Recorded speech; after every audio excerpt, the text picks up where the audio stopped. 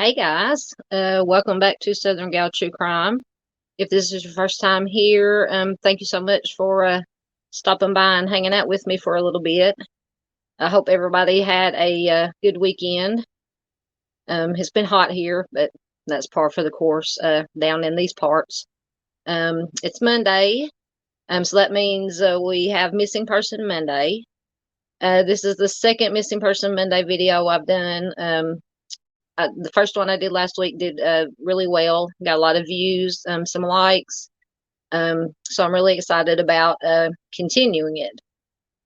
Excuse me. And the only reason I mentioned the views and the likes, this channel is not, I don't make any money on this channel. That's not my intention. I do this to try to do a little part in trying to bring some attention to our missing persons, cold cases.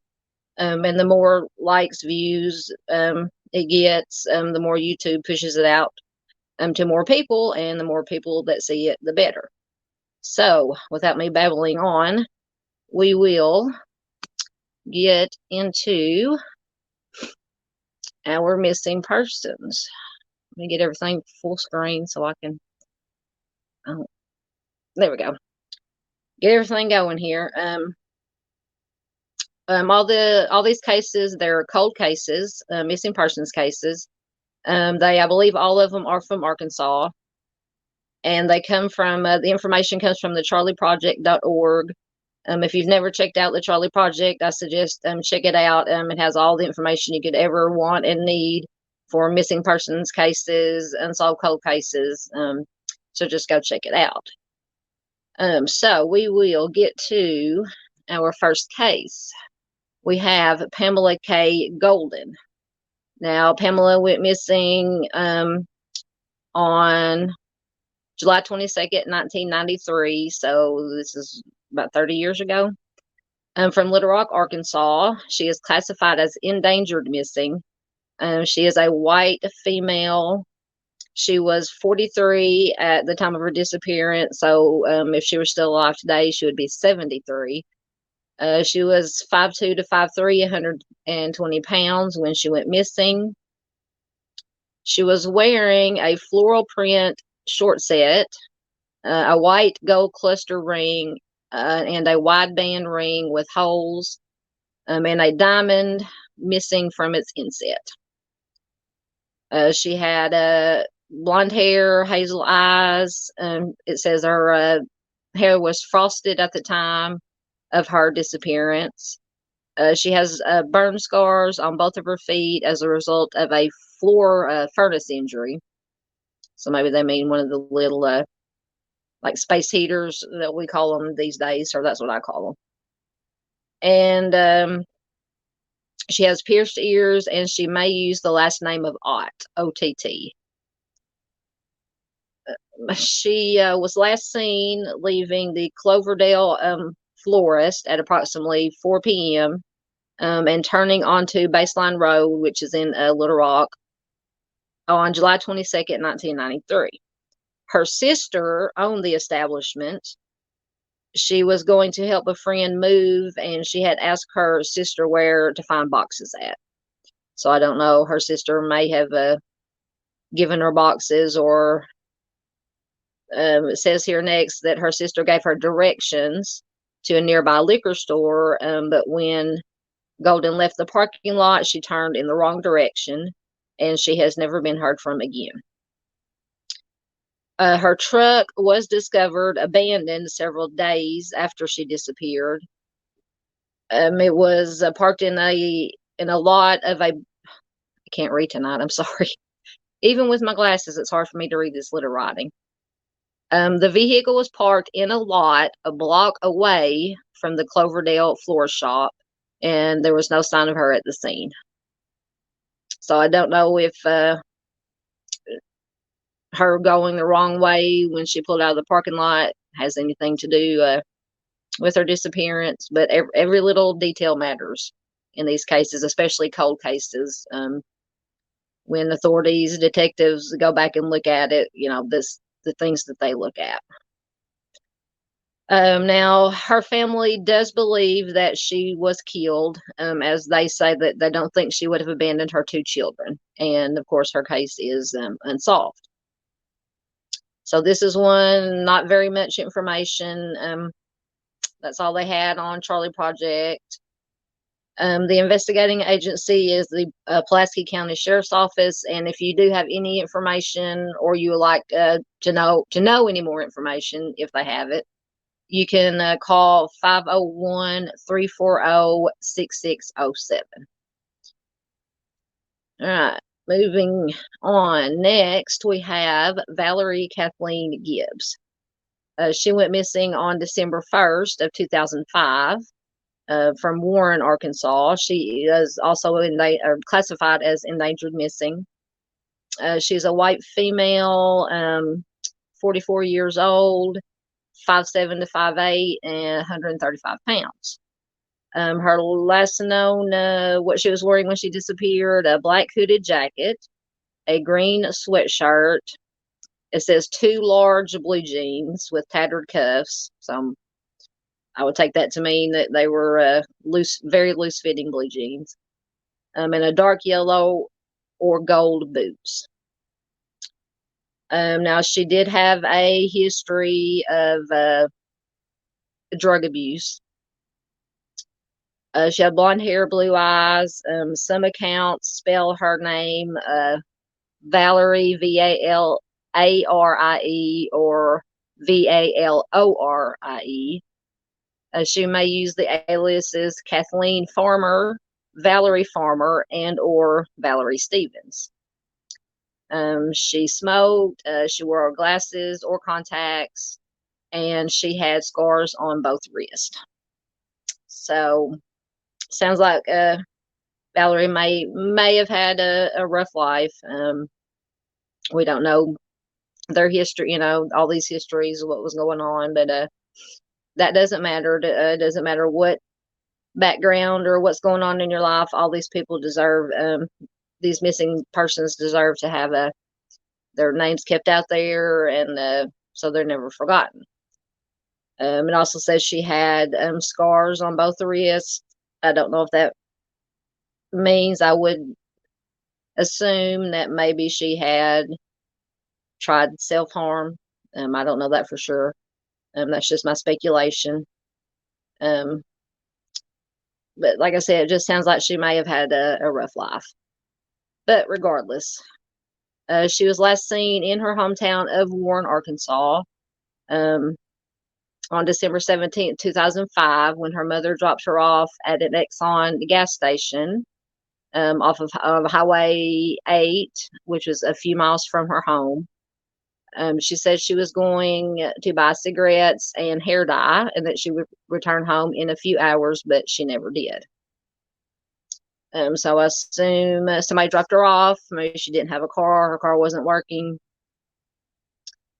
After she left the station, it doesn't say anything about she was never seen after that. So I'm assuming that she either walked to wherever she was going to go next or caught a ride with somebody. Somebody picked her up.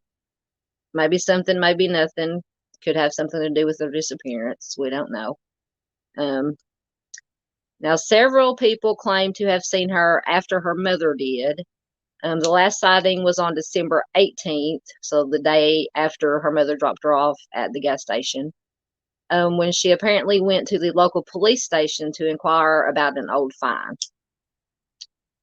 Her mother initially believed that she had possibly checked herself into a drug rehab center. As a result, she did not report her disappearance until December 21st. So 4 days after she disappeared. Her mother stated that her daughter had a problem with cocaine, but was relatively functional, and she was trying to overcome her addiction.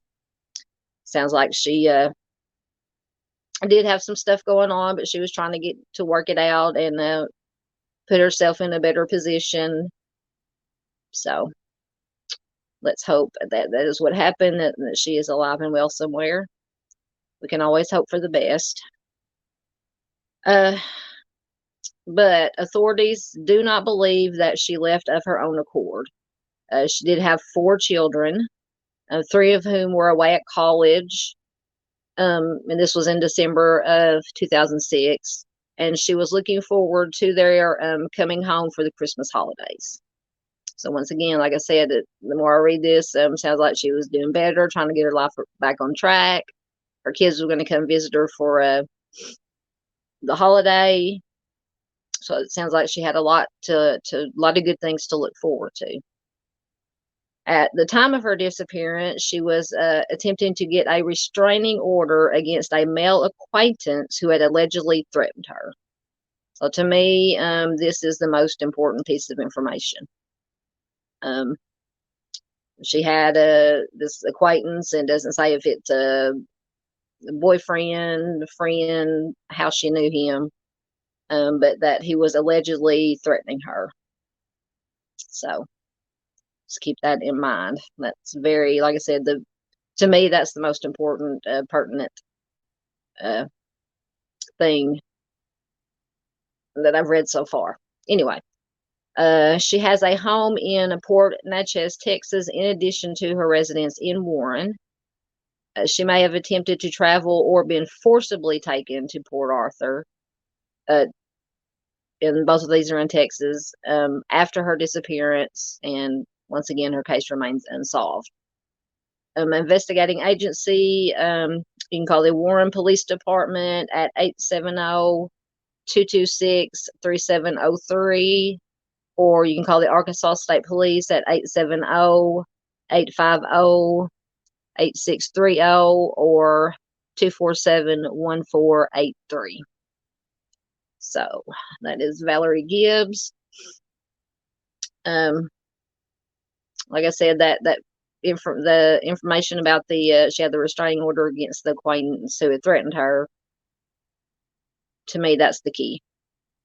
But that's just my opinion. I'm not a detective. I'm not a professional. I'm just someone who watches other YouTube videos of professionals in law enforcement and tries to retain some knowledge and what to look for and what to think about. But anyway, next we have Kelly Suzan Evans. She disappeared on October 14th, 2017 from Enola, Arkansas. She is just classified as missing. It doesn't say endangered, but to me, all missing persons are endangered. She is a white female, 54 years old, 5'6", 125 to 185 pounds. So that's a big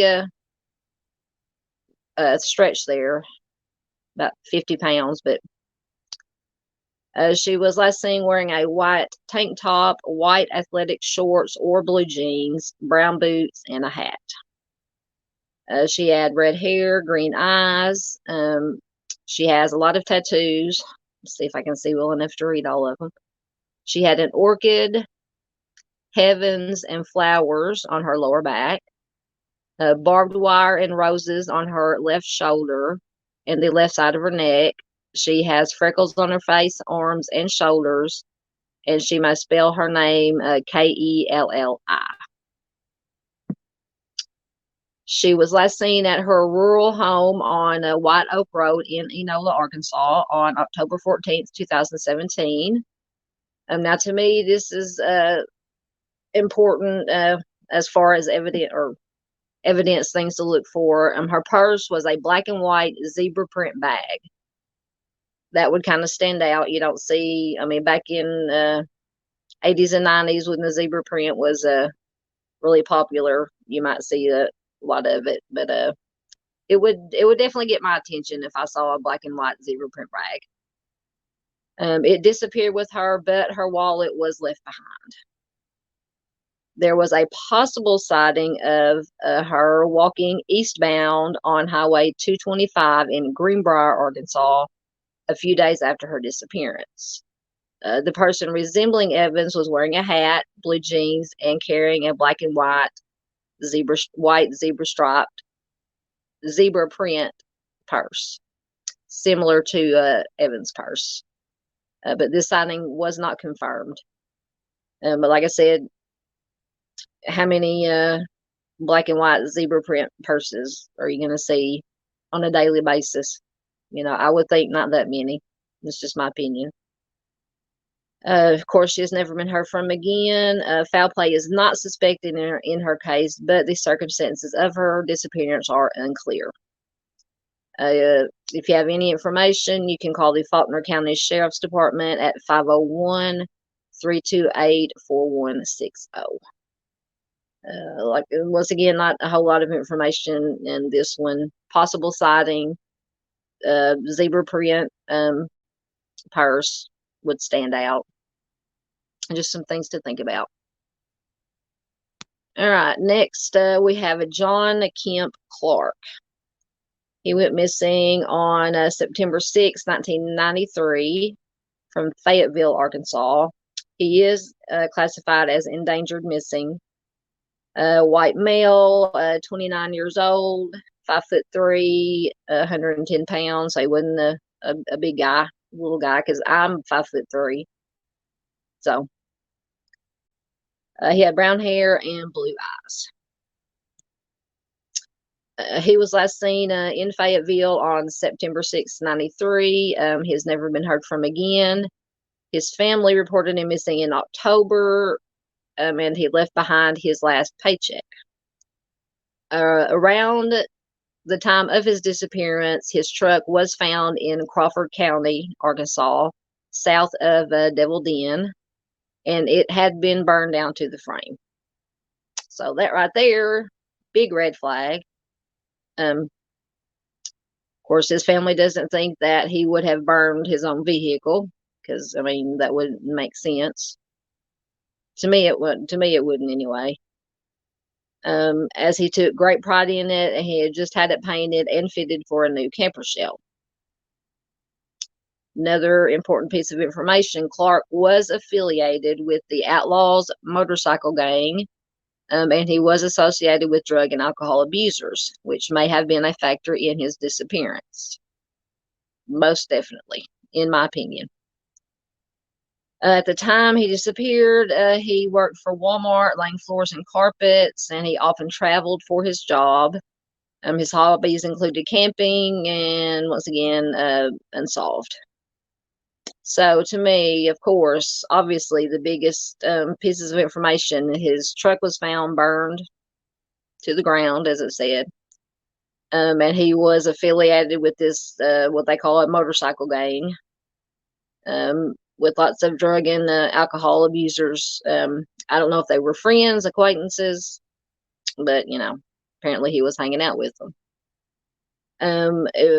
The investigating agency is the Fayetteville Police Department. If you have any information, you can call 479-587-3555. So that one had a little bit more information. I always like to find, or when I'm looking at cases, I like the ones with a lot of information and details. Because the more details and information, the better. Like I said before, especially in these cold cases. All right, next we have Linda D. Brewer. She went missing on February 28th of 2016 from Mountain View, Arkansas. She is endangered or classified as endangered missing. She is a white female. She was 43 years old at the time of her disappearance, so she would be 51 in this year as of 2023. She was 5'1" and 124 pounds, so another very small person. She had blonde hair, green eyes. Her maiden name is Huffines. It's Huffines. I'm not sure exactly how to pronounce it. And she may use the last name Lancaster. She has a tattoo on her left shoulder breast area. It is a heart with the name Greg inside of it. So that's very specific. More good little pieces of information. She was last seen, and then this says at a residence on Sarah Lane in Mountain View, but I did look this up because when it said a residence, I wanted to see if I could find more information, and it did say that the residence she was missing from was her own home. So to me, that makes in my opinion, in my thinking, very big difference about what I think could have happened to her since she was missing from her own home, along with these other details that I'm fixing to give to you. She has, of course, never been heard from again. She left her keys, her purse, her phone, and her car behind at home. And she never picked up her last paycheck from the Stone County Health Department, where she was a home health aide. She wasn't reported missing until April 14th, 6 weeks later. And I could not find who actually reported her missing. They're limited information once again. Just found a couple of articles. And as far as I read, when skimming over them and reading them, it didn't say who actually reported her missing. So we get to her husband, Gregory Charles Brewer. He was arrested in mid-April of 2016 for 3 counts of making terroristic threats and 2 counts of possession of CSAM. His brother's wife told police that he had threatened to kill her husband and family.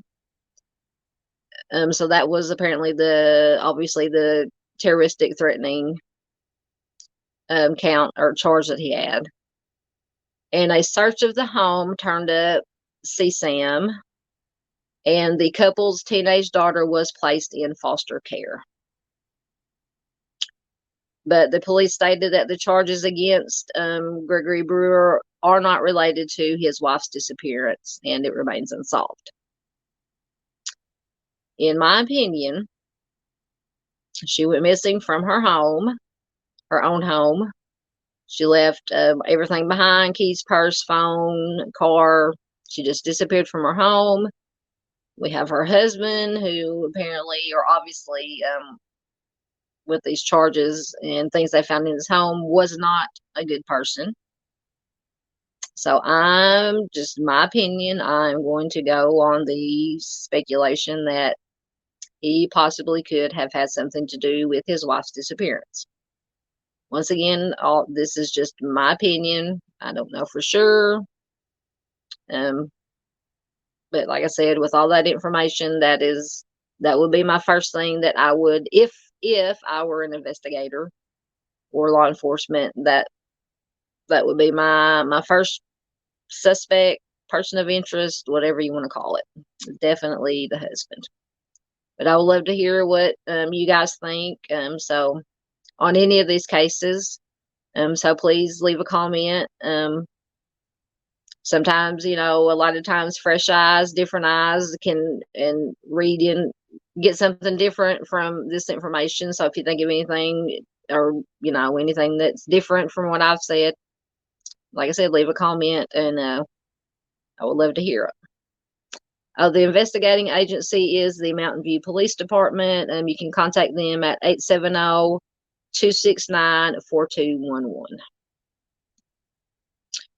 Okay. Oh, well, that was fast. I got through that faster than I thought I would. So those are our 5 missing person cases for Missing Person Monday. We have, just to recap, Pamela K. Golden, Valerie Kathleen Gibbs, Kelly Suzan Evans, John Kemp Clark, and Linda D. Brewer.